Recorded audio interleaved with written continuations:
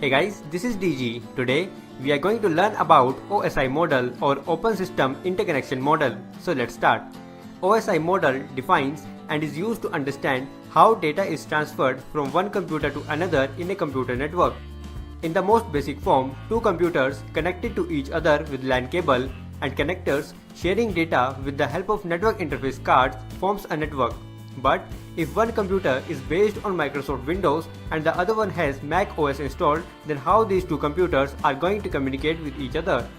In order to accomplish successful communication between computers or networks of different architectures, 7-layered OSI model or Open System Interconnection Model was introduced by International Organization for Standardization in 1984, containing application layer, presentation layer, session layer, transport layer, network layer, data link layer, and physical layer.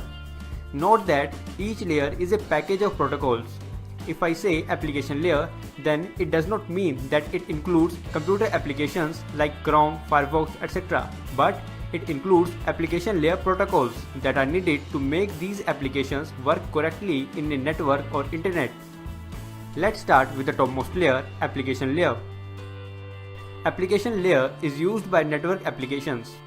Network application means computer applications that use internet like Google Chrome, Firefox, Outlook, Skype, etc. Web browser is a network application running in your PC. It does not reside in the application layer, but it uses application layer protocols HTTP or HTTPS to do web surfing.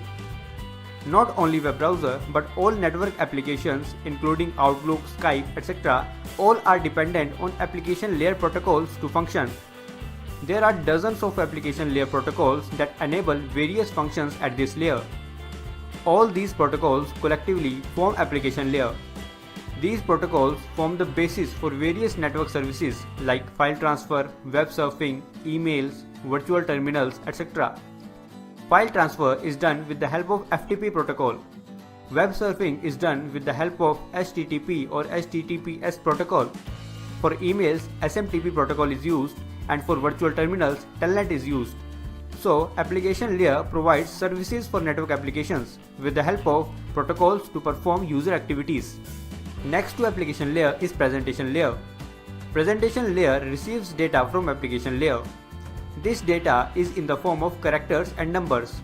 Presentation layer converts these characters and numbers to machine understandable binary format. For example, conversion of ASCII to ABCD code. This function of presentation layer is called translation. Before data is transmitted, presentation layer reduces the number of bits that are used to represent the original data. This bit reduction process is called data compression, and it can be lossy or lossless.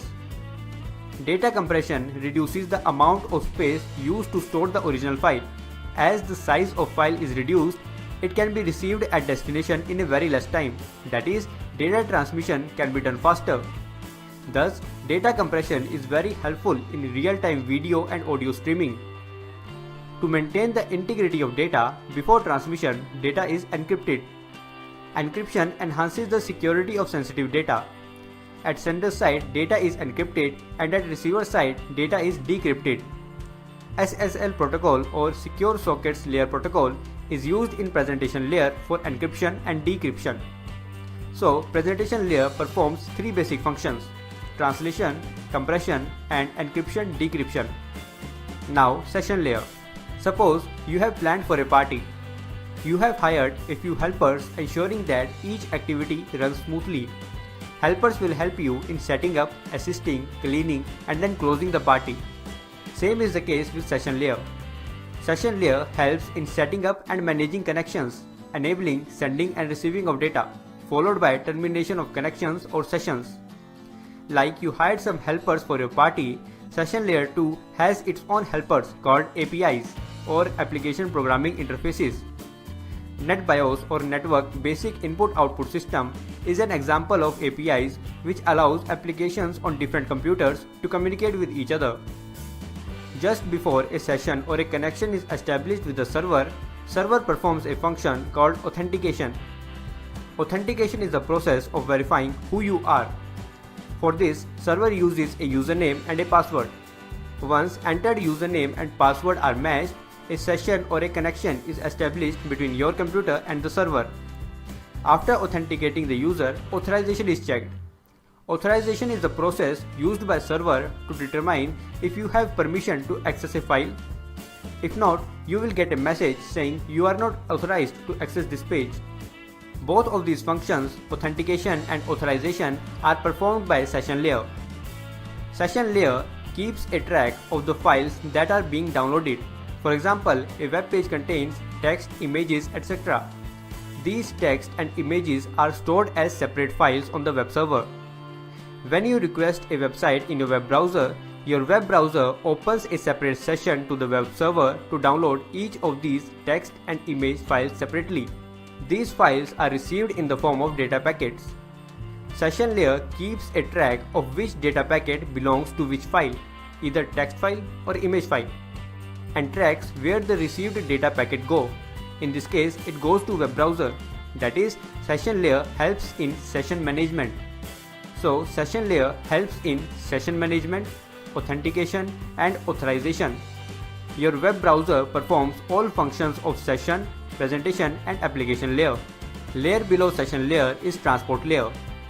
Transport layer controls the reliability of communication through segmentation, flow control and error control. In segmentation, data received from session layer is divided into small data units called segments. Each segment contains a source and destination port number and a sequence number. Port number helps to direct each segment to the correct application, and sequence number helps to reassemble segments in the correct order to form correct message at the receiver. In flow control, transport layer controls the amount of data being transmitted. Consider our mobile is connected to a server. Suppose server can transmit data maximum at 100 Mbps and our mobile can process data maximum at 10 Mbps. Now we are downloading a file from the server, but server starts sending data at 50 Mbps, which is greater than the rate our mobile can process. So mobile phone with the help of transport layer can tell the server to slow down data transmission rate up to 10 Mbps so that no data gets lost. Similarly, if server is sending data at 5 Mbps, mobile phone tells the server to increase data transmission rate to 10 Mbps to maintain system performance. Transport layer also helps in error control. If some data does not arrive the destination, transport layer uses automatic repeat request schemes to retransmit the lost or corrupted data. A group of bits called checksum is added to each segment by the transport layer to find out received corrupted segment. Protocols of transport layer are Transmission Control Protocol or TCP and User Datagram Protocol or UDP. Transport layer performs two types of services: connection-oriented transmission and connectionless transmission.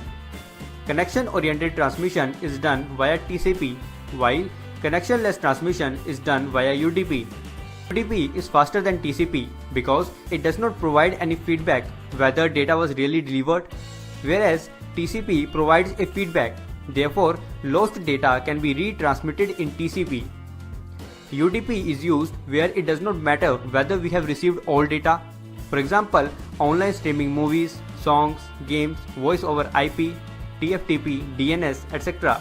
On the other hand, TCP is used where full data delivery is must. For example, World Wide Web, email, FTP, etc. So, transport layer is involved in segmentation, flow control, error control, connection-oriented and connectionless transmission. Transport layer passes data segments to the network layer. Network layer works for the transmission of the received data segments from one computer to another located in different networks. Data units in the network layer are called packets. It is the layer where routers reside. The function of network layer are logical addressing, routing and path determination. IP addressing done in network layer is called logical addressing. Every computer in a network has a unique IP address. Network layer assigns sender and receiver's IP address to each segment to form an IP packet. IP addresses are assigned to ensure that each data packet can reach the correct destination. Routing is a method of moving data packet from source to destination, and it is based on the logical address format of IPv4 or IPv6. Suppose computer A is connected to network 1 and computer B is connected to network 2.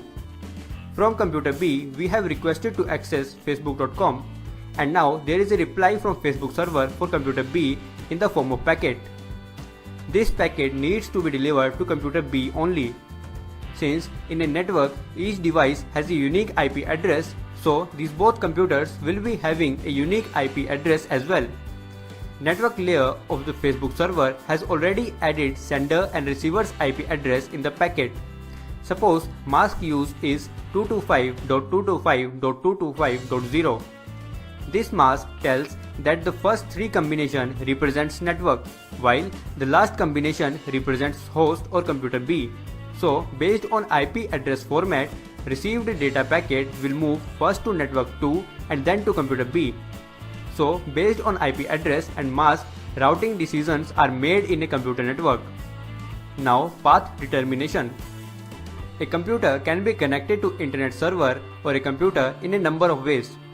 Choosing the best possible path for data delivery from source to destination is called path determination.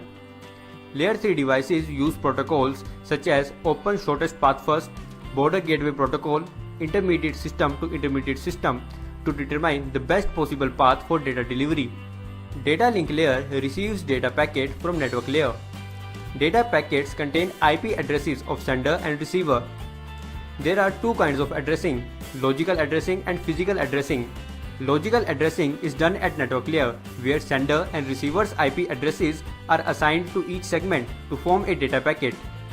Physical addressing is done at data link layer, where MAC addresses of sender and receiver are assigned to each data packet to form a frame. MAC address is a 12-digit alphanumeric number embedded in network interface card of your computer by your computer manufacturer. Data unit in data link layer is called frame. Data link layer is embedded as software in network interface card of a computer and provide means to transfer data from one computer to another via a local media. Local media includes copper wire, optical fiber or air for radio signals. Please note, here media does not correspond to audio, video or animation.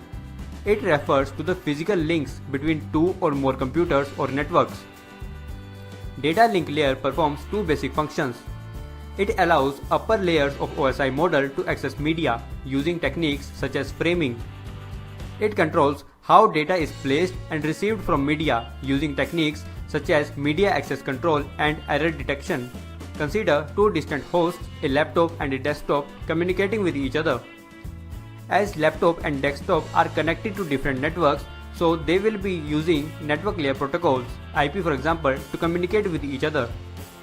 In this example, desktop is connected to router R1 via an Ethernet cable. Router R1 and R2 are connected via a satellite link, and laptop is connected to router R2 via a wireless link. Now, desktop wants to send some data to laptop. Based on the medium used to connect desktop and router R1, data link layer adds some data in the head and tail of IP packet and converts it to a frame, Ethernet frame in this case. Router R1 receives this Ethernet frame, decapsulate it to an IP packet and then encapsulate it again to a frame so that it can cross satellite link to reach router R2. Router R2 will again decapsulate the received frame and encapsulate it again to form a wireless data link frame. Laptop receives this wireless data link frame, decapsulate it and then forward IP packet to network layer. Finally, data arrives application layer. Application layer protocols then make the received data visible on computer screen.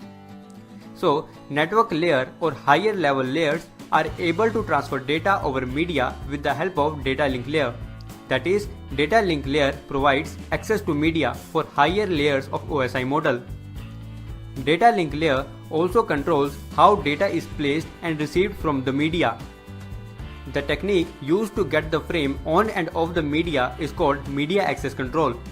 There may be a number of devices connected to a common media. If two or more devices connected to same media send data at the same time, then there may be a possibility of collision of the two messages, resulting in a useless message that neither recipient can understand. To avoid these situations, data link layer keeps an eye on when the shared media is free so that device can transmit data for the receiver. This is called carrier sense multiple access. So data link layer with its media access control methods controls data transmission. Tail of each frame contains bits which are used to detect errors in the received frame. Errors occur due to certain limitations of the media used for transmitting data. The last layer is physical layer. Till now, data from application layer has been segmented by transport layer, placed into packets by network layer, and framed by data link layer, which is a sequence of binary zeros and ones. Physical layer converts these binary sequence into signal and transmit over local media. It can be an electrical signal in case of copper cable or LAN cable, light signal in case of optical fiber, and radio signal in case of air. So, signal generated by physical layer depends on the type of media used to connect two devices. At the receiver, physical layer receives signals, convert it to bits, and pass it to data link layer as a frame. Frame is further decapsulated as data moves through higher layers. Finally, data is moved to application layer. Application layer protocols makes the sender's message visible in the application in the receiver's computer screen. In this way, OSI model is helping to transfer data between distant hosts. So, these 7 layers of OSI model are lying behind the smooth functioning of internet. If you have learned something from this video, then please like this video. Share this video so that more people can learn. Subscribe to Tech Terms if you want to learn more and turn the notification icon on. Thanks for watching.